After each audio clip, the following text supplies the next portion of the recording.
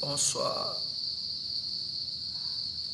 bonsoir, salam, bonsoir et shalom à tous. Bonsoir et shalom à tous. Assalamu alaikum wa rahmatullahi wa barakatuh aux uns aux autres. Petit live rapide. Petit live rapide. Petit live de mise à niveau. Petit live d'éclaircissement. Bonsoir à tous. Bonsoir à tous. Et salam alaikum à tous.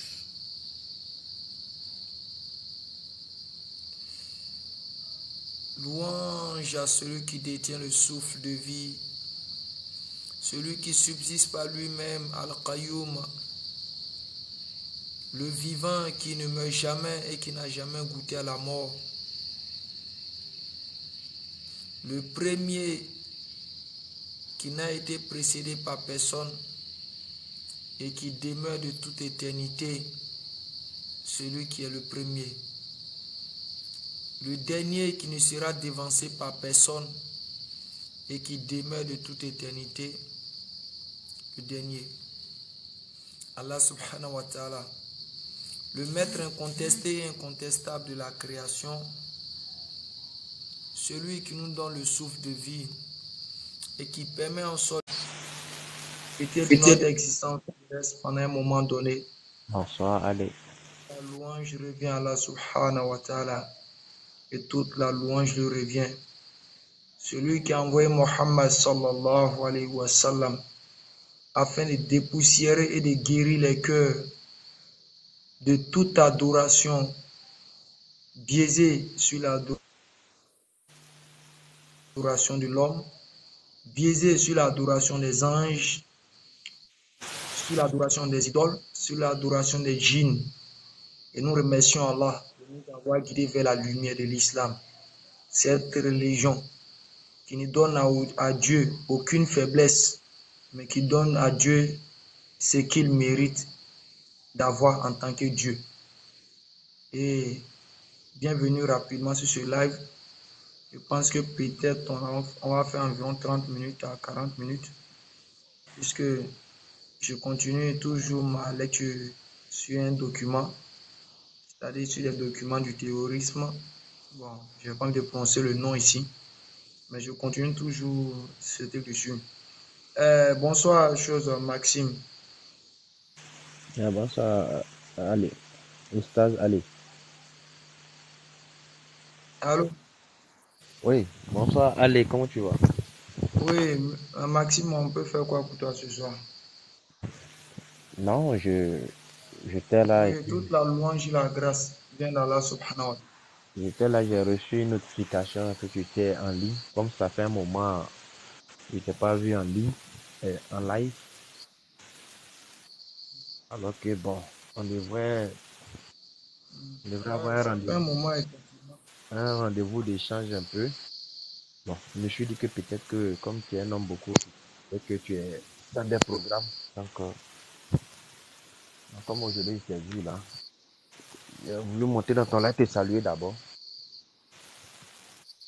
pour voir comment tu vas, quoi. Tes salutations, tes salutations sont les bienvenues. Comme je t'avais signifié la fois dernière, j'ai perdu mon téléphone dans un taxi. Celui qui répond fait le TikTok, mon Samsung. Et celui que j'ai eu, celui qui a réparé, il a fait encore des dégâts dessus. Bon, donc ça fait que bon, ça a perturbé un peu mes lives. Je suis obligé de le faire avec ce téléphone qui est là, mais bon, de toute façon, le téléphone elle-même, je sais qu'encore qu'il est encore bizarre. Bon, on fait avec. À part ça, quelles sont les nouvelles que tu veux nous donner sur le christianisme? Qu'est-ce que tu Non, veux entamer? non. Comme je Aujourd'hui vais là, le dire, aujourd'hui là, il est le déjà fameux 23h. christianisme. Il est déjà 23h37. Je vais pas commencer quelque chose que je pourrais pas terminer. Parce que là, demain, là, j'aurai une journée très très chargée. Si le Seigneur fait grâce. Donc, dans un premier temps, comme je l'ai dit, c'était de saluer. Et puis voilà, voir dans quelle mesure, comme maintenant je vois que tu peux faire de live. Peut-être même demain, ça ne dérange pas, hein. On pourrait se donner Non, rendez-vous pour échanger, quoi. à partir Pour de échanger plus vendredi tranquillement, jusqu'à quoi. dimanche. À partir de vendredi à dimanche, c'est beaucoup nos temps de prêche. Donc, prêcher, revenir encore, ça sera un peu fatigant. Bon, si je lance, si je ne suis pas trop fatigué, je ferai un live. Dans le cas contraire, ça restera comme ça. J'ai voulu faire le live puisque beaucoup se sont dit, mais est-ce qu'il y a quoi? Pourquoi depuis plus de 5 jours, 6 jours, je ne fais pas de live? Tout au moins Hmm. pour rassurer un peu mon auditoire et leur faire savoir que ça va, jusqu'on est trop un peu pris. C'est comment tes activités, c'est bon, ça va? Ouais, toute la grâce revient à celui qui détient le souffle de vie et qui permet que nous ayons la meilleure des grâces qui est la santé. Et ça, si on a cela, tout le reste ne vient qu'après. Dis-moi, toi, tu es de la bounce ou bien tu es la DDR ou bien tu es quoi? Je suis d'aucun de ces groupes, je suis de Nourdin Jama. Nourdin, voilà, Nourdin Jama, là. Pour vous, là, c'est quoi? Ça veut dire quoi, Nourdin Jama? Et la DDR, là, eux disent que c'est quoi? La Dawa dans la rue. Il y a Bamos aussi qui dit que c'est brigade anti-mensonge. Maintenant, Nourdin Jama, là, pour vous, là, ça veut dire quoi? Nourdin, c'est la lumière de la religion. La lumière En de la français, religion. en français, si on traduit, on ne peut pas trop bien comprendre le sens qui est visé. Mais quand on Ah. va dans l'étymologie arabe qui est là, Nourdin Mhm. Jama, Jama qui signifie un groupe, et Nourdin qui signifie la lumière de la religion. Donc, ça ne peut pas donner une bonne expression. Soit on peut traduire ça par le groupe de la lumière de la religion. Mhm. Non, c'est-à-dire que vous êtes. Toi, tu es avec Lopez, Aston Bar et puis un autre encore. C'est ça, non? C'est moi-même Lopez. C'est moi-même Lopez. Je vais être Lopez. Ah, non, mais il y a un autre là. On dirait lui, il a un nom baoulé façon là. Kofi Ibrahim. Kofi, ah, ça doit être lui. Avec Aston Bar. Hmm.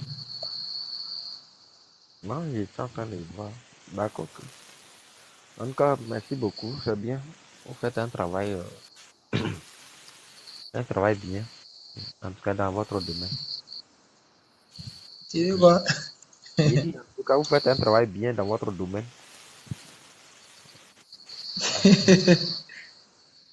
Aujourd'hui, là, c'est rare de Ça voir m'a des il jeunes faudrait. se dévouer au moins à une divinité et puis aller dans les rues prêcher C'est Christ. important. Il faut montrer longtemps la fausseté que le christianisme a prêché. C'est normal. Tu dis quoi? Il dit, il faut montrer longtemps la fausseté que le christianisme a prêché sur Dieu. Comment tu peux dire que le christianisme a prêché la fausseté?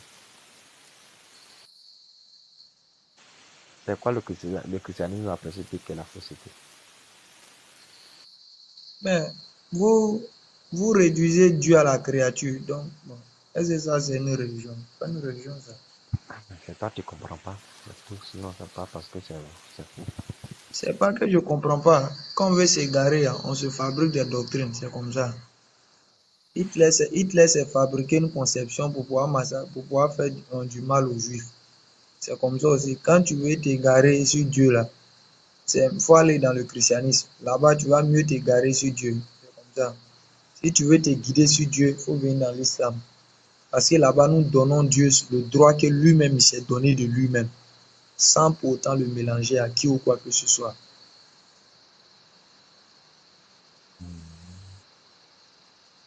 D'accord. Donc, vous, Jésus dont vous parlez dans, Issa dont vous parlez dans votre Coran là, c'est le même que les chrétiens parlent de lui là. Est-ce que c'est le même? Ils ont des similitudes. Ils ont des similitudes, mais Dans le fond, quand on regarde, ils n'ont pas beaucoup de choses en commun. De la même façon qu'ils ont des choses en commun, il y a beaucoup de choses qu'ils n'ont pas en commun. Puisque dans le christianisme, c'est toujours comme on le dit, hein, vous dites des choses sur lui qui n'a pas dit. Et c'est là c'est là le plus grand problème.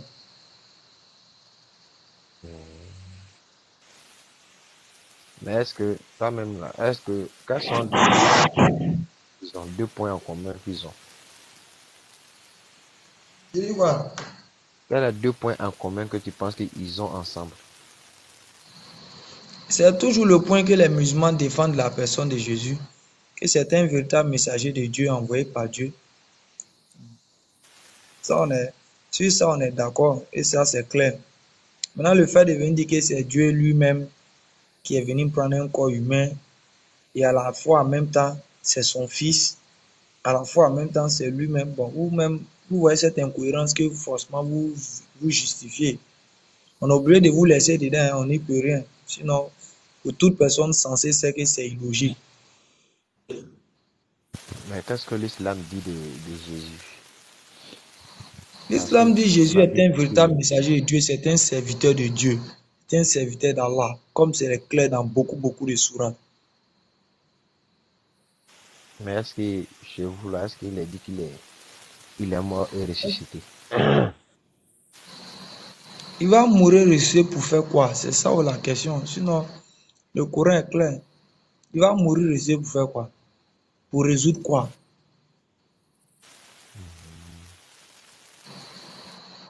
Moi, je pensais que c'était pas le même Jésus. Pour moi, je dis non, c'est pas le même Jésus parce que quand j'ai Tu sais, analysé les choses, quand on va sur le principe des lois mosaïques, le Jésus fabriqué par les chrétiens viole déjà le principe de la justice de Dieu. Et ça, on est d'accord. Personne d'entre vous ne peut contredire ça. Sûrement que vous allez faire des interprétations autour, mais ça, vous ne pouvez pas contredire. Pas plus de 2 à 3 fois, Dieu a dit ça. Que personne ne prend le péché de quelqu'un. Personne ne prend le péché de quelqu'un. Même Moïse a été l'exemple palpable pour montrer aux chrétiens. Mais malgré ça, là, vous faites fi de tout ça. Là. Vous venez dire devant là-bas que oui, il a pris nos péchés. S'il a pris vos péchés, c'est qu'il est devenu pécheur. Quand on va vous poser la question, quand quelqu'un prend ma maladie, comment se fait qu'il va prendre ma maladie sans être malade? Ça n'a pas de sens. Si vous dites qu'il a pris nos péchés, reconnaissez qu'il est devenu pécheur. Donc, il a eu un moment où il était pécheur. Mais vous ne pouvez pas dire qu'il a pris nos péchés et au même moment, vous dites qu'il n'a pas péché. Vous voyez pas que c'est paradoxal, ça n'a pas de sens. Donc, on a oublié de vous laisser dedans. je dis, En tout cas, ceux qui ont compris beaucoup parmi vous, on allez, remercie Dieu aujourd'hui, ils ont vu un peu l'arnaque, donc c'est allez, bon. allez. De toi à moi, là, est-ce qu'une personne peut naître dans 2 endroits différents? Une personne.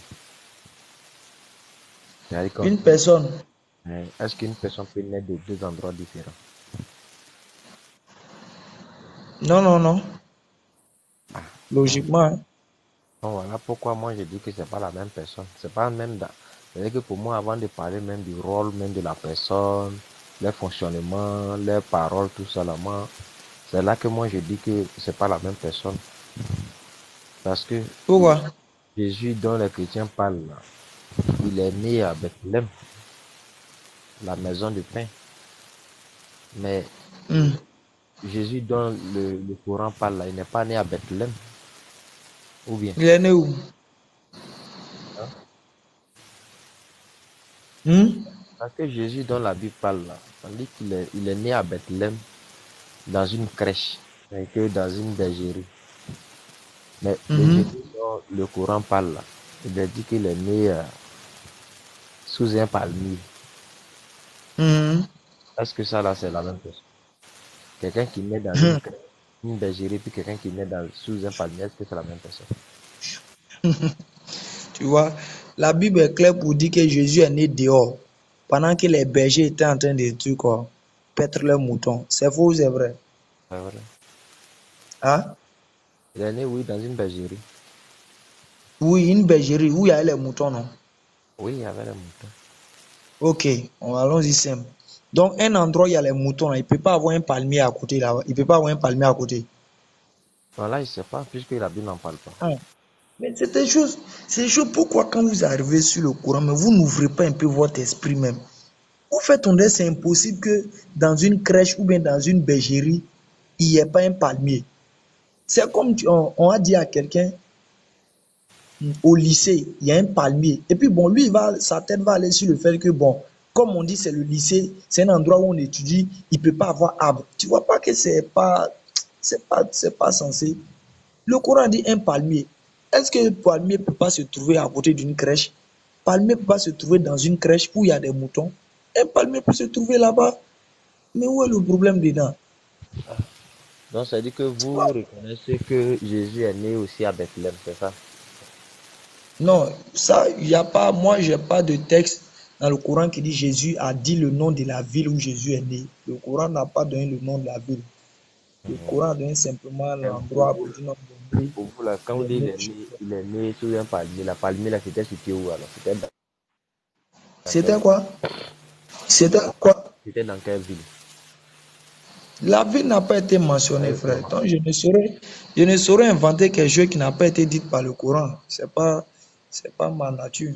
Seulement qu'il est né sous un palmier, c'est tout quoi. Oui,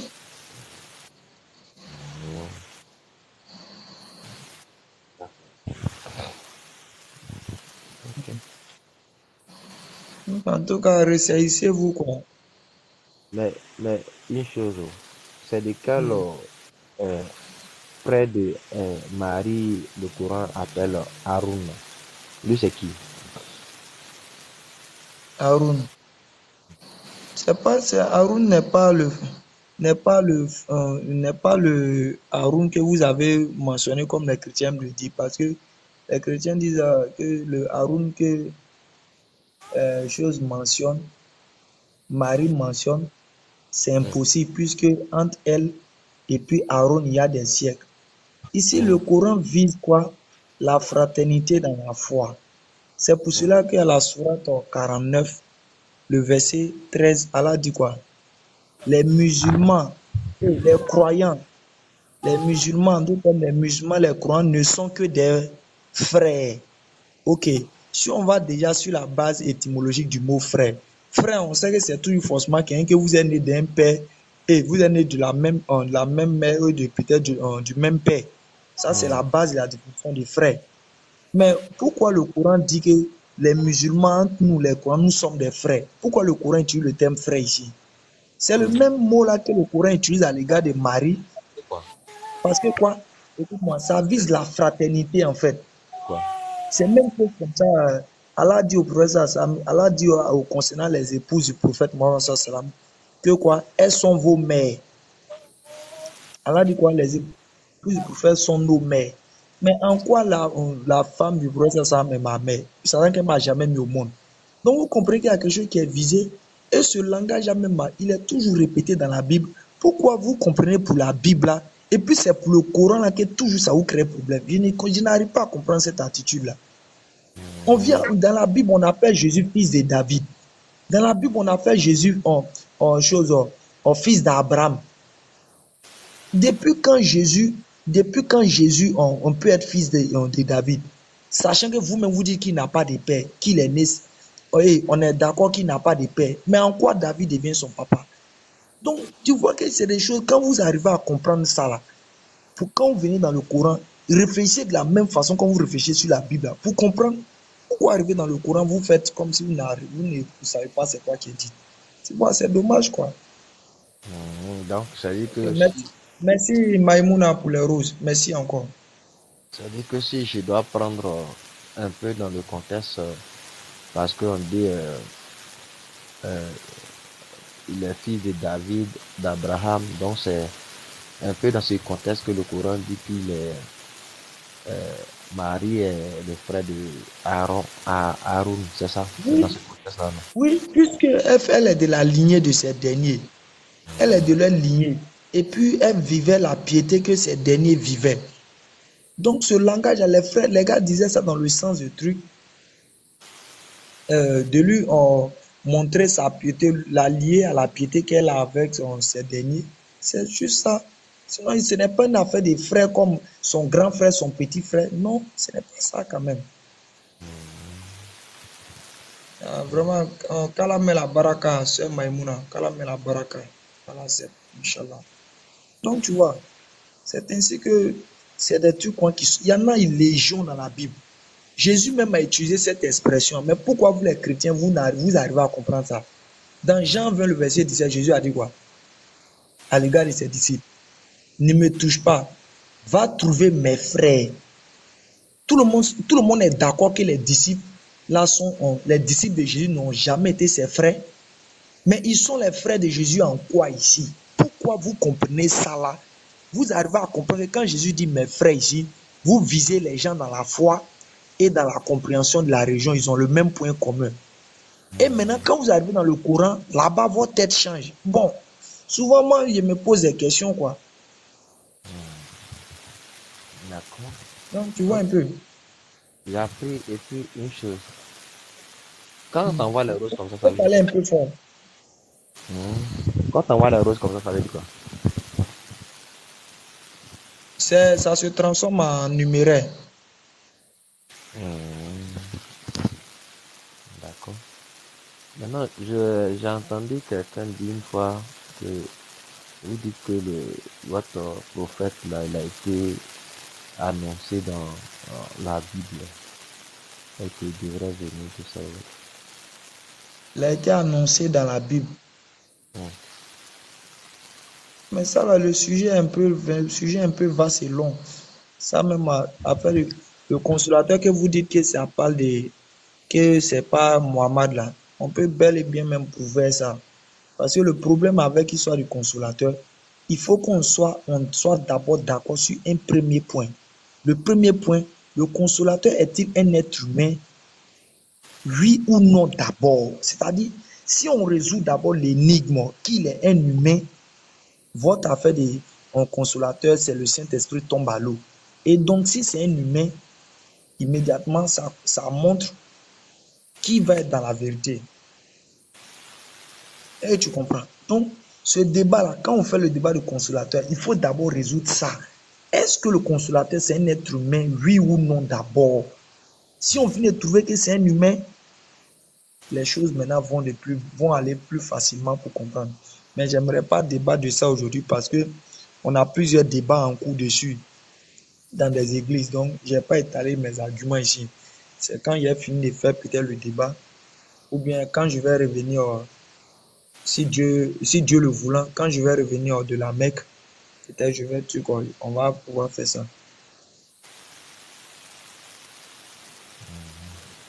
C'est le moment de parler à un de tes gars qui a un commentaire Zero School. Vous savez, quand souvent il arrive que on monte dans les lives pour échanger dans la fraternité, là, accepter comme ça. Ça sert à rien d'aller piquer parce que j'ai demandé les roses, ça sert à quoi? Qu'est-ce que ça fait si je lui demande les roses qu'on lui envoie, ça sert à quoi? Ça fait pas. Pourquoi vous Donc, faites tu vois, vous voyez maintenant, toujours tu quoi, maintenant, chose, tu quoi, maintenant, pourquoi vous comparez Jésus et Mohammed sur le plan des choses de la mission ou basé, peut-être vous dites que Jésus, lui, n'a pas fait la guerre, Mohammed a fait la guerre. Pourquoi vous faites cette comparaison? Je veux savoir quelle est la raison qui vous pousse à faire une comparaison comme ça. Qui a fait cette comparaison, monsieur Jean? La plupart des chrétiens, même tu vas sur la page de celui qu'on appelle Ménard, il a fait même, son gars là même, c'est parce qu'on est déjà presque arrivé dans la période du pèlerinage. Bientôt, on va partir. C'est ce qui me fait mal, quoi. Donc, ça fait que je ne suis pas encore trop concentré, tout ça là, pour faire le débat là un peu à lui. Sinon, ce débat, j'allais le faire lui. Parce qu'il était en train de faire ce truc là pour nous que l'islam, est-ce que l'islam, c'est une religion de paix, comme nous les musulmans, nous le prônons. Donc, j'allais faire ce débat là lui. Il dit, nous met au défi Bon, pour montrer que l'islam n'est pas une religion de paix. Bon, tu on sais, allait, on allait. c'est vrai que j'échange avec toi, mais tu sais, moi, si quelqu'un a dit quelque chose, c'est parce qu'il sait pourquoi il dit ça. Il a ses arguments pour lesquels sur lesquels ils se fondent pour dire ça. Et c'est pareil pour moi. Quand moi je dis quelque chose, c'est parce que je sais pourquoi je dis ça. Donc moi, si je ne sais pas pourquoi il a dit ça, je ne peux pas défendre. Mais je ne vais pas argumenter, quoi. Dans le jour que tu vas le rencontrer, Donc, certainement, peut-être qu'il pourra te dire, donc, quoi. ouais. Donc, mais c'est là il dit, moi, si un chrétien honnête, là, il va comprendre que Mohammed, c'est-à-dire, c'est pas quoi, il te dit, c'est-à-dire, il va comprendre la grandeur de cet homme-là, quoi. C'est s'il étudie de façon honnête et objective. C'est s'il n'utilise pas des arguments qui ne sont pas des critères de Dieu, c'est des critères qui sont inventés par eux-mêmes. Et le plus souvent, vous avez tellement de critères que vous-même vous fabriquez pour disqualifier Mohammed. Bon, souvent, on se pose les questions. Si vous arrivez même, c'est-à-dire vous-même, vous établissez les critères plus que la Bible elle-même n'en établisse pour prouver que quelqu'un est un vrai prophète ou un Non, faux allez, prophète. allez, Ou un faux allez, prophète. allez.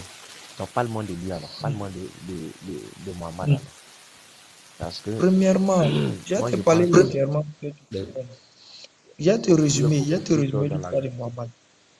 J'ai te résumé l'histoire de Mohammed. Parce que si Mohammed, premièrement, c'est quelqu'un qui est le Coran, apparu en 570 après le départ de Jésus. Il y a au moins 600 ans entre Jésus et Mohammed. Quand Mohammed est apparu, là, quand il était né d'abord, jusqu'en du haut de ses 40 ans, jusqu'à il va avoir 40 ans, c'est-à-dire l'expression même de sa vie a montré l'honnêteté que ce dernier dégageait. L'expression même de sa vie, c'est-à-dire, je prends par exemple, regarde quelque chose. Tu vois souvent au quartier, on peut t'appeler chose Messi, Messi, Messi. Souvent, quand peut-être on t'appelle Messi, Messi, c'est en relation de quoi? Soit peut-être c'est parce que tu joues bien comme Messi ou bien tu fais les en phase comme Messi, n'est-ce pas? Ah, Max, oui, pardon, j'ai pas bien saisi la partie, excuse-moi. je dis, souvent nous sommes au quartier et puis on te donne un surnom. On dit, ah, Messi, Messi. Ah, on dit, ah, mais vraiment, est-ce que tu connais Messi? Messi. Au quartier, quand tu vas, tu attends qu'on appelle un de tes gars ou bien quelqu'un au quartier Messi, Messi. Tu vas forcément lier ça à quoi? Mhm.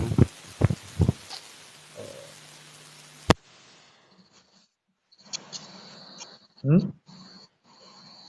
Ouais, mais bon, surnom là, quand tu es dans le surnom là, peut-être c'est par rapport à quelque chose. Ok. Forcément, c'est par rapport à quelque chose, par rapport à ce que tu fais dans la vie, n'est-ce pas? Mhm. Oui, c'est ça. Ou bien, Oui, ah, justement. maintenant, quand vous, les non-musulmans, vous partez étudier la vie de Mohammed, il y a une partie de, il a un surnom qu'on lui donnait toujours, qui est quoi? Mhm. Al-Amin, qui est Al-Amin. Il y a un surnom qu'on donne à Mohammed qui est Al-Amin. Mais le Al-Amin, en tant que chrétien, quand on fait des recherches, qu'est-ce qui doit vous animer? Allez chercher à savoir Al-Amin, ça veut dire quoi? Et pourquoi on appelait Mohammed comme ça? Pourquoi ceux mêmes qui n'étaient pas d'accord forcément lui donnaient ce surnom? Parce que le plus souvent, quand quelqu'un, on lui donnait un surnom, soit peut-être on l'appelle au quartier, je peux dire, on l'appelle au quartier Neguet. On peut l'appeler au quartier peut-être Neguet, on l'appelle fer. Tu as fouillé le plus souvent, c'est un gars qui utilise beaucoup le fer, soit peut-être pour faire la bagarre. Tu vois, les surnoms qu'on donne beaucoup aux gens souvent dans les quartiers, ça reflète le comportement qu'ils véhiculaient. Et tu vois, les surnoms qu'on se donne souvent au quartier reflètent le comportement qu'on véhiculait. Et Mohammed, avant même qu'il ne soit prophète, il avait un surnom que tous en Arabie l'appelaient avec, qu'on dit Al-Amin. En arabe, Al-Amin signifie quoi? Le véridique, le digne de confiance. On me signale même que ma connexion est finie même. Donc si ça se coupe là, c'est ça. Moi-même, je ne voulais pas trop durer dans le live. Soit tu me dis que ma connexion est presque finie. Donc je disais comment? Je disais que quoi? Et on dit quoi? Le digne de confiance. La question à se poser, pourquoi en Arabie, les gens appelaient Mohammed le digne de confiance s'il ne reflétait pas cela avant la prophétie? Maintenant, les gens le faisaient confiance. Les gens on faisait confiance à Mohammed. Jusqu'à tel enseigne, on lui donnait des choses pour garder. Un exemple du comportement de confiance que Mohammed avait. C'est-à-dire, nous ici, quand moi, je viens te donner 500 000 pour garder. Et puis, je t'ai donné ça en coupure de 5 000, 5 000, 5 000, 5 000, 5 000, 5 000, 5 000, 5 000. Le jour où je viens récupérer l'argent, je vois que tu me redonnes mon argent en coupure de choses, 10 000, 10 000, 10 000. Immédiatement, je saurais que mon argent, tu as pris pour aller faire quelque chose et tu as cherché à rembourser. Mais Mohamed, là, si tu lui as donné peut-être 5 000, 5 000 là, le jour où tu viens chercher tes 5 000 là, c'est les mêmes 5 000, 5 000 là qui sont là. Ils ne touchent pas. Parce qu'il dit c'est ton argent, la façon dont tu as donné, c'est comme ça, tu dois prendre. Donc, ça mettait la confiance en lui, malgré les gens même, d'autres ne l'aimaient pas, mais venaient confier les choses à Mohamed à cause de cette confiance et cette vérité qu'il avait. Maintenant, le jour où il a commencé à être traité de menteur, c'est lorsqu'il allait dire aux Arabes, d'abord il a dit quoi? Il dit, si elle vous disait que derrière, il s'est arrêté devant tous les Arabes, et puis il les a dit quoi? Si elle vous disait que derrière cette montagne, il y a une armée qui va se mettre en marche pour vous attaquer, qu'est-ce que vous avez dit? Ils ont répondu, ah, toi aussi, Mohamed, nous savons très bien que tu auras, c'est la vérité. Et c'est ainsi que je vous dis, il n'y a de Dieu que Dieu seul, adorez-le et je suis son messager. Donc quand Mohamed a dit cette parole, ils se sont fâchés en même temps. Et ils ont commencé à le traiter de menteur. Ils ont commencé à lui dire qu'il ment. Mais on dit Mohamed ment à cause de quoi? Parce qu'il invite les gens à adorer Dieu seul. Et tous, on est d'accord de comment l'Arabie était, quelles étaient les pratiques que les gens faisaient, quel était le désordre, la perversité qui régnait là-bas. Mais Mohamed les a transformés avec le Coran. C'est à la suite de cela, quand il a transformé le Coran, il y a d'autres qui ont eu pour mission de venir le combattre avec des armes. Donc, il était légitime pour lui de protéger la communauté qui croyait en lui, les faibles qui étaient dedans, et de se protéger lui-même. C'est ainsi que les batailles ont commencé. Tout le monde allait faire des recherches. Le premier à avoir signé un traité de paix. Chez nous ici, quand nos chefs d'État font des traités de paix, c'est pourquoi? C'est pour avoir la paix, éviter la guerre. C'est Mohamed qui a été le premier à signer le traité de paix, qu'on appelle le traité de Odebia. Mais quand il a fini de traiter, c'est eux qui ont violé en allant attaquer encore les musulmans. Mohamed a traité plusieurs traités de paix. La question, c'est pour s'il était vraiment un homme de guerre, de violence, comme on veut nous faire croire là, il fait les traités de paix. Pourquoi? Donc, frère, sans résumé, c'est un petit résumé de ce que je te fais connaître. C'est-à-dire, la vie de Mohamed, c'est immense et c'est vaste. Il y a trop de choses à connaître dedans. Trop!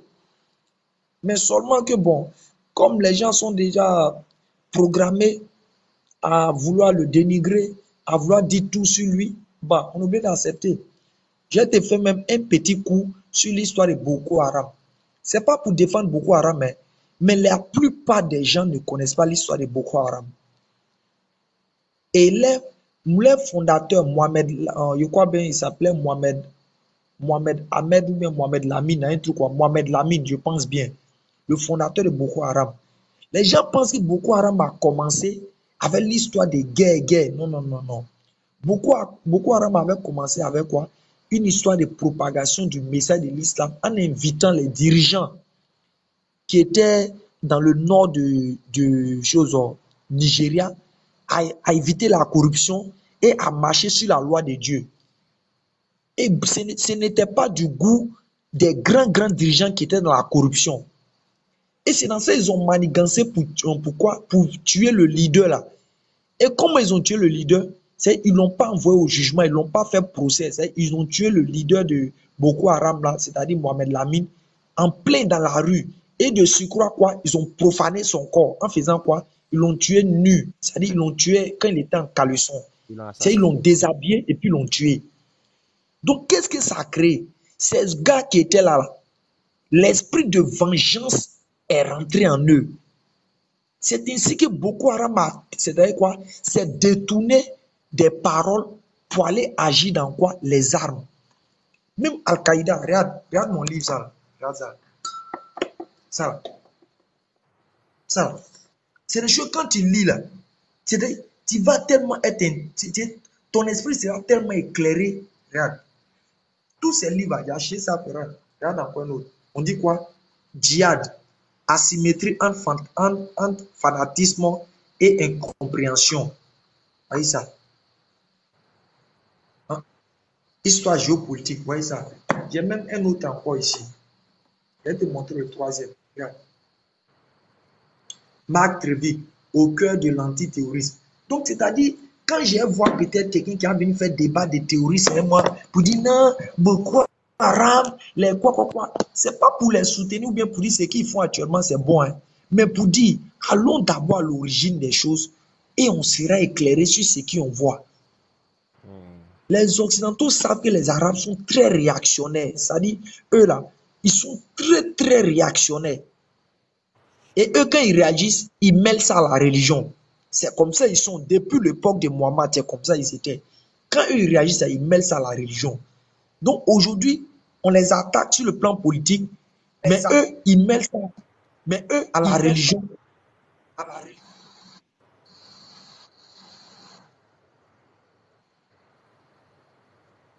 C'est Jacques Baud. Jacques Baud. Vous voyez le nom qui est là.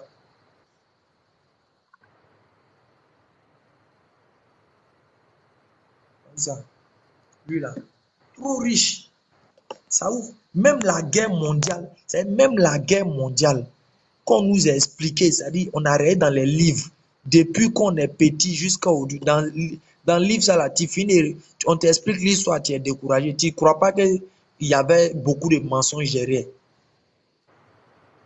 Lui, c'est un ancien agent des services de renseignement suisses qui travaillait qui a travaillé à l'ONU et qui était dans le domaine du côté militaire.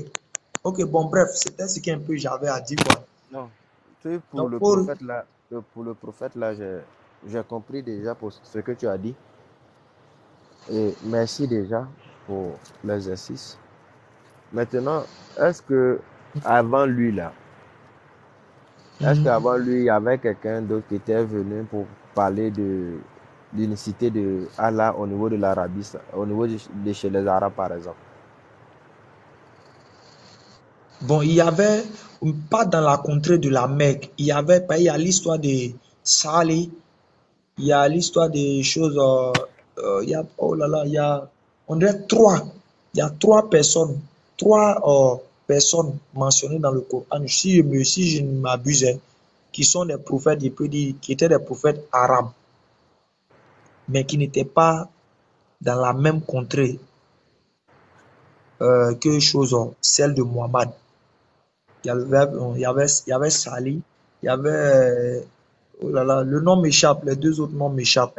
Mais il y avait Oud. Oui, mais eux là, quand ils sont venus là, ils ont prêché quoi? Ils ont prêché l'islam ou bien c'est quoi? C'est quoi ils sont venus prêcher en fait? Ils ont prêché l'islam, puisque l'islam d'abord là, prêcher l'islam d'abord là, ce n'est pas de venir dire croire en Muhammad. L'islam d'abord a pour prêche d'abord inviter les gens à l'unicité, c'est-à-dire à reconnaître, pas dans la bouche seulement, mais à reconnaître de toute son âme que Dieu est unique et marcher en geste et action avec. Parce que Allah même a dit dans le Saint-Coran, si tu les interroges, qui a créé les cieux et la terre? Ils diront, c'est Allah. Et Allah dit quoi? Mais pourquoi il lui donne des associés? Donc ça veut dire qu'Allah nous fait comprendre qu'il y a des gens même dans leur bouche, ils disent que Dieu est unique, Dieu est unique, Dieu est unique. Mais dans leur comportement, c'est toute autre chose. Alors que le musulman, c'est pas comme ça. Tu dois te soumettre, quand tu as fait sur la langue, tu dois reconnaître dans tes actions. Quoi. Mais maintenant, c'est que, allez, si, bon, ok, ils ont prêché l'islam par exemple, d'accord. Mais il y avait quelqu'un qui disait une fois que Mohammed dit qu'il est le premier le premier des musulmans ou bien le premier de l'islam, un truc comme ça. Oui. Je crois bien Coran chapitre 30. Ok, je t'explique simple. Vous m'expliquez ça. Mohammed, la belle chose, quand Mohammed a reçu, avant que Mohammed ne reçoive la révélation, les gens qui étaient autour de lui, c'était des polythéistes, non? D'accord. C'était des polythéistes, n'est-ce pas? Polythéistes, c'est dit, ouais, d'accord, oui. C'est-à-dire qu'ils adoraient plusieurs dieux. C'était des polythéistes, des idolâtres. Ils adoraient les idoles, tout cela. Maintenant, quand Mohammed a reçu la révélation, qui a été le premier à recevoir la révélation? Ah, mais ce sont les autres prophètes là d'abord, ou bien? Hmm? Ce sont les autres prophètes là d'abord, les deux autres là. Non, non, non, non. Non, non. Qui a non? Par rapport à son peuple direct qui parlait eux là, qui a été le premier à recevoir la révélation? Hein, par rapport Je à ne parle lui-même, pas en son termes peuple là. généraux des prophètes. Parce que Hein, c'est pour... par Ah, rapport à son peuple, oui, de ce là où qui il est est visé sorti, là, quoi. ce n'était pas par rapport aux prophètes. D'accord, ok, ok. Donc Ah, ce c'est n'était lui. pas par rapport, c'était pas par rapport au prophète qu'il dit je suis le premier. C'est en relation à quoi? Son Au peuple peuple. immédiat qui était avec lui, qui ne D'accord. croyait pas en Dieu là. Ok. Donc c'est lui. Donc il est le premier à recevoir. Oui, D'accord. il est le premier à recevoir le message. Et ce message, quand il est le premier à recevoir, il doit être le premier à faire quoi? À se soumettre, non? Oh, ouais. Ou bien, Ah, c'est-à-dire, on oh, donne un régime. C'est-à-dire, toi, par exemple, je prends par exemple, toi, quand tu es à la maison, tu as ta femme, tu as tes enfants, tout cela, les choses comme ça. Et puis, tu es arrivé dehors, ils t'ont dit non, que, ah, à partir d'aujourd'hui, si vous rentrez à la maison, ne buvez plus l'eau dans des verres. C'est toi qui as attendu ça à la maison. ah, Et puis, dès que tu arrives à la maison, tu es le premier à ne plus boire l'eau dans un verre. Maintenant, ton ami vient te rendre visite. Il dit, ah, Max. Il dit, Maxime, c'est comment? Aïe, toi, tu bois plus l'eau dans un verre, quoi. Et puis, tu dis, oui, je ne bois plus parce que j'ai été le premier. J'ai été le premier par rapport à d'accord. quoi? À ma famille. C'est moi, j'ai fait d'abord. Et après, maintenant, eux, ils suivent, quoi. D'accord. Donc si je comprends bien là, en fait, c'est-à-dire qu'en fait, c'est par rapport à son peuple qu'il a reçu le message là. C'est par rapport à eux qui dit qu'il est le premier des croyants en fait. Mhm. Il est le premier à se soumettre à la révélation Ah, avant d'imposer à ça la aux autres quoi en fait. révélation. Avant maintenant que les autres choses, puisque c'est lui qui doit être le guide. Si lui ne se soumet pas, lui qui a reçu en premier lieu, il ne se soumet pas et puis il veut faire soumettre aux autres, ça serait un peu truc quoi.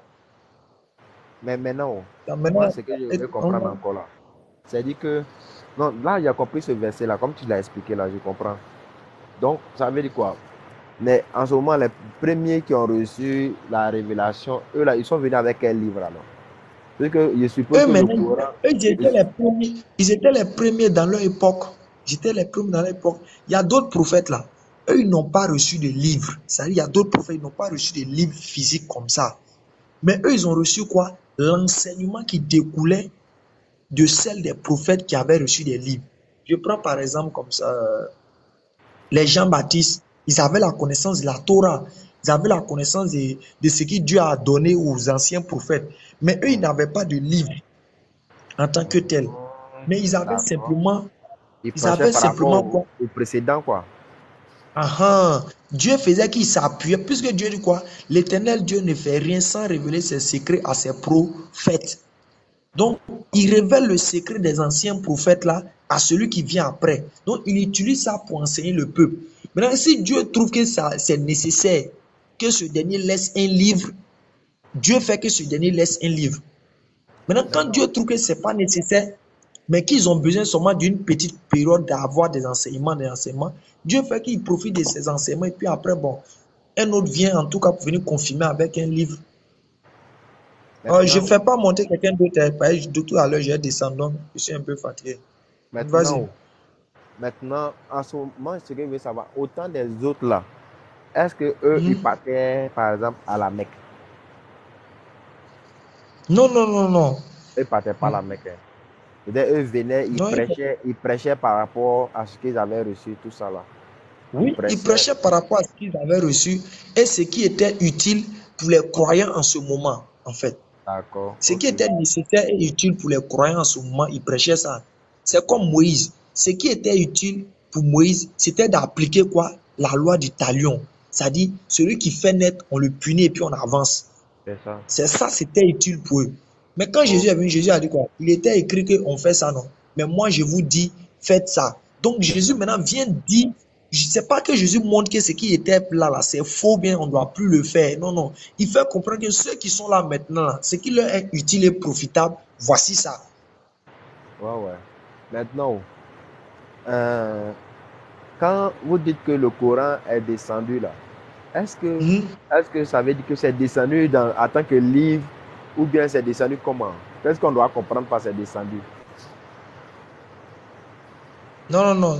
Quand on dit que le Coran est descendu, ça fait référence à révéler, Tanzil, Ah, Tanzil al-Tanzil. Ça fait référence à ce qui est quelque chose qui est révélé. Non, ça ne fait pas référence comme si c'est descendu littéralement, comme ça dit un livre quitte au ciel pour venir dans. Non, non, non. Maintenant, il c'est-à-dire faut que comprendre que le Coran, il faut comprendre d'abord que le Coran a une base. Le Coran n'a pas pour base d'abord un livre. Ça là, c'est l'erreur de beaucoup de gens. Le Coran n'a pas pour base d'abord un livre. Le Coran a pour principe de base de mémorisation la mémoire de l'homme. C'est-à-dire, c'est la première des choses d'abord, des preuves du Coran. C'est le Coran, c'est pas d'abord qu'il doit être un livre qu'on appelle Coran. Non, non, non. Il doit être mémorisé. Parce que quoi? Dieu a fait en sorte que quoi? Les Arabes avaient une je très. comprends C'est-à-dire, que non, du moment où tu as dit que c'est pas descendu comme un livre, comme on le voit physique là, j'ai déjà compris ça. Et ça veut dire qu'en ok, fait, ça a été récité quoi en fait. exactement. Maintenant, lui, en tant que prophète, lui, il a mémorisé ça en fait. Oui. Et quand il a mémorisé, il a fait mémoriser la chose. Et dans le Coran même, le prophète était tellement pressé de mémoriser, Dieu l'a interpellé dessus. Quand tu vas prendre la sourate 75, sourate du jour de la résurrection, Dieu dit, ne hâte pas, ne te presse pas pour réciter le Coran. Mais lorsque Djibril te fait réciter, lorsque Djibril récite ça, suis sa récitation et fais-le lentement. Et Allah dit quoi? Sa mémorisation et sa fixation là, c'est moi Dieu je gère. C'est-à-dire, quand tu as fini de réciter là, pour que ça reste dans ta mémoire et dans ton cœur là, c'est moi Dieu je gère ça. Donc, c'est qui a rassuré le prophète que quoi? Il n'avait plus besoin à se stresser pour que il va mémoriser ou bien il va être. Dieu a pu lui faire comprendre que quelque soit ce qui Maintenant, va se passer, c'est lui qui a fixé sa mémorisation. ok, maintenant, c'est-à-dire que j'ai appris que en fait, tout n'est pas descendu un coup au même moment.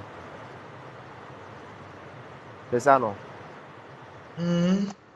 Toutes les sourates ne sont pas descendues un coup à la même période, au même moment en fait. C'est-à-dire que c'est comme si aujourd'hui il a reçu aussi, et puis peut-être une semaine après il a reçu d'autres. C'est ça, non? Oui, oui, il y a d'autres surahs qui ont été révélés en un coup. Il y a d'autres surahs qui ont été révélés en un coup. Il y a d'autres qui ont été révélés progressivement. Oui, je vais dire, ouais, d'accord, ok, les sourates, oh, d'accord, ok, je vois maintenant. C'est-à-dire que quand tu parles C'est des sourates, tu veux parler des livres, quoi, ouais, bon, je peux dire des chapitres en fait. des Je peux chapitres. utiliser il y a d'autres qui sont venus un coup. Il y a d'autres qui ont pris 2, 3 jours. Il y a d'autres qui ont pris 4, 5 jours. Il y a d'autres qui ont été révélés au fur et à mesure. C'est comme ça. Maintenant, c'est à quel moment, parce que j'ai appris que Andy, il ne savait pas écrire, il ne savait pas lire. Maintenant, c'est à quel moment c'est devenu un livre alors? Non, non, non. Mohamed d'abord, à la base, ne savait pas lire et écrire. D'accord. Maintenant, comme il est devenu prophète, il a reçu la révélation. Dieu Ah, peut le doter même de la capacité de lire. Ça, c'est la capacité de lire et d'écrire. Ça, c'est maintenant là. Ça, maintenant, ce n'est plus une question de chose. Parce que quand un prophète, Dieu prend un prophète là, il lui donne des capacités qui ne sont plus maintenant du commun des mortels. c'est ça. Donc, quand Mohammed, maintenant, au début, quand il recevait la révélation, il avait Zayd. Il avait Zayd. Il avait chose. C'est quoi? C'est quoi? C'est son Zayd, compagnon, quoi. c'est celui qui travaillait chez lui. C'était D'accord. l'espoir. Et Son puis dans d'autres serviteur. thèmes, Son celui serviteur. que vous dites, qui travaillait chez lui, il y avait Ali, il y avait chose, Abdullah ibn Masoud, il y avait chose, Kab ibn Bey, il y avait beaucoup, en tout cas, ils étaient beaucoup qui avaient mémorisé le Je- Coran. D'accord. Plein qui avaient mémorisé le Coran. Donc quand le prophète Sam recevait la révélation, il a dit, ils n'ont qu'à écrire comme ça. Et puis, il lui montrait. C'est quand il lui montre, le prophète il a fini d'écrire, lui, il regarde, il dit, non, non, soit il va dire, non, non, là, c'est pas correct. C'est ceci, c'est cela, c'est comme ça. Et il les fait apprendre ça en bris avant ils vont passer à autre chose. C'est ce qui a fait que nous, les musulmans, par la grâce de Dieu, on a eu la chance d'être plus proche de quoi? Du Coran que le prophète avait que n'importe quel autre livre. C'est nous, on a eu la chance que les compagnons même qui ont mangé, dormi, et le prophète étaient des témoins oculaires, palpables de ces révélations. Mais seulement que quoi? Il fallait le mettre en format de Bible. En fait, il avait la capacité de corriger ce qu'ils ont écrit. En fait, si c'est pas ça, c'est que c'est pas ça. Exactement. Exactement. Je te donne un exemple simple. Tu vas comprendre. Il y a une histoire, peut-être après tu peux aller vérifier ça. La référence même de l'hadith m'échappe un peu. Quand le prophète devait faire un traité de paix, il devait faire un traité avec les polythéistes. Donc, c'est son cousin Ali qui écrivait la lettre. Maintenant, quand Ali a écrit la lettre, Ali a dit au nom de Dieu, le tout miséricordieux, le très miséricordieux. Et il a mis quoi? Mohammed, le messager d'Allah. Voici le titre que comme ça Ali a mis. Quand Ali a mis ce titre-là, les polythéistes qui étaient en confrontation avec Mohammed ils lui ont dit, si tu veux qu'on continue le traité là, il faut enlever le messager d'Allah là. Nous, on n'est pas d'accord avec ça. Donc, quand ils ont dit à Mohammed a dit à Ali, il faut enlever ça. Ali dit, lui, il n'enlève pas. Que lui, au nom, il ne peut pas enlever ça.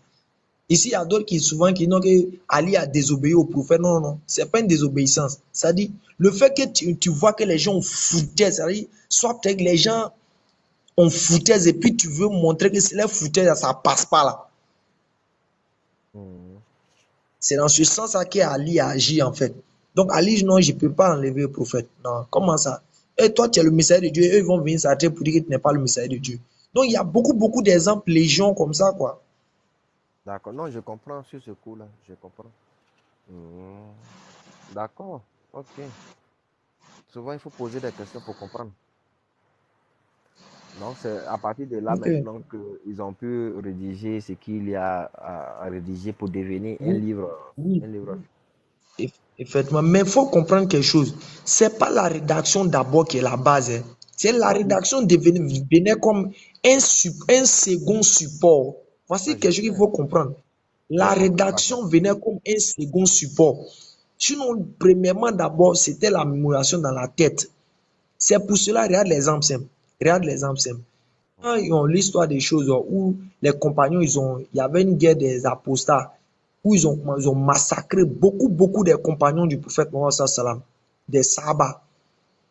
Donc, quand on les a massacrés, qu'est-ce qui s'est passé? Ils ont dit, ah, mais ils ont tellement tué les compagnons que si on s'amuse, qui tue tout le reste, là, le Coran qui est mémorisé là, on ne pourra plus l'avoir. Donc, tu comprends déjà qu'à la base, tous les compagnons qui ont été tués, qui ont subi tout ce choses, étaient des gens qui avaient mémorisé. Mais imagine comme ça. Imagine s'ils avaient déjà mis ça par, ils avaient déjà écrit un livre déjà à la base, il peut dire un livre déjà complet. Pourquoi les gens vont s'inquiéter encore si les gens meurent? Si les gens qui ont mémorisé meurent? On va dire non, le livre est déjà là. Donc, le Coran a pour base d'abord la mémorisation. C'est pour ça que chez nous ici, un enfant de 10 ans, un enfant de 12 ans, un enfant de 14 ans peut mémoriser le Coran. Et il mémorise même le Coran. Non, mais il y a des chez enfants, nous en Islam. dans une mosquée, ici, là, tout le temps, ils sont là en train d'apprendre. Donc, c'est ça qui fait notre fierté. Et c'est très facile à mémoriser. Dès que tu commences net là, tu mettrais l'alphabet net là, 2, 3, toi seul, quand tu récites les versets, commencent à rentrer dans ta tête comme amusement. Mais je dis, mais en ce moment-là, moi, je veux comprendre quelque chose. Parce que votre credo de foi, là, À 30 ans, terminé. Moi, je suis fatigué. Justement, moi-même, je dois dormir. Comme demain, il y a 2 réunions techniques au service. Donc, voilà, moi, je dois dormir. Mais ce que moi, je veux comprendre là, votre credo de foi, bon, pour quelqu'un qui veut se donner à l'islam, la première parole qu'il récite, j'ai remarqué pourquoi est-ce que c'est forcément en arabe qu'il doit réciter. Est-ce qu'il ne peut pas parler en français ni en autre chose que forcément en arabe? Non, on veut respecter le principe de l'unicité à tous, en fait.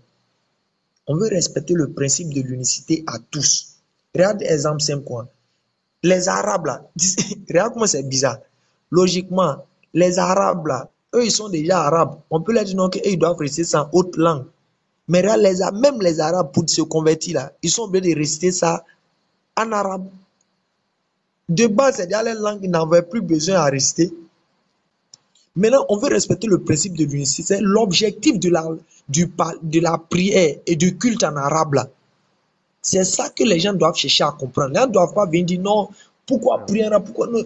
Et ils ne doivent pas me dire que non, votre Dieu, c'est un Dieu qui comprend seul l'arabe. Non, non, non. Ils doivent se poser la question, quel est le but que Dieu vise avec le parler en arabe? C'est-à-dire le fait de parler, de faire le culte en arabe.